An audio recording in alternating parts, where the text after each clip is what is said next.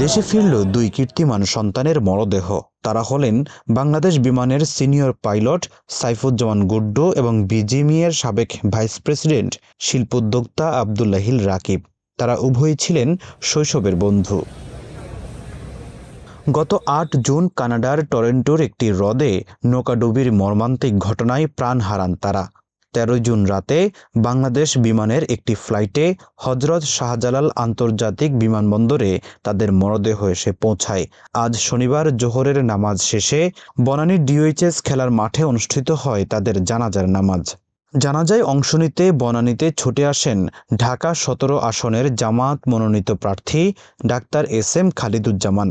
এছাড়া স্বজন বন্ধুসহ শত শত সহকর্মী ও শুভাকাঙ্ক্ষীর ভিড়ে শোকের ছায়া নেমে আসে পুরো এলাকা।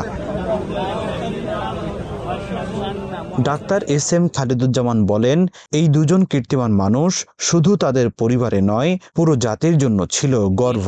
আমাদের দুই রত্ন, একজন বিজিএমইর সহসভাপতি এবং একজন আমাদের বিমান বাহিনীর রত্ন পাইলট, ওনারা দুই বন্ধু। এবং টরন্টোতে আমরা শুনেছি যে একটা বোট অ্যাক্সিডেন্টে করে উল্টে যে মারা গিয়েছেন। এই যে অকাল মৃত্যুতে আমরা গভীরভাবে শোকাহত। বাংলাদেশের জামায়াতে ইসলামের পক্ষ থেকে আমরা দুঃখ প্রকাশ করছি এবং এই জানাজা নামাজের মাধ্যমে আমরা দোয়া করছি আল্লাহ তাদেরকে বেহেশত নসিব করুক। শোক সন্তপ্ত পরিবারের প্রতি আমরা দোয়া করি আল্লাহ তাদের ধৈর্য ধরা তৌফিক দান করুক।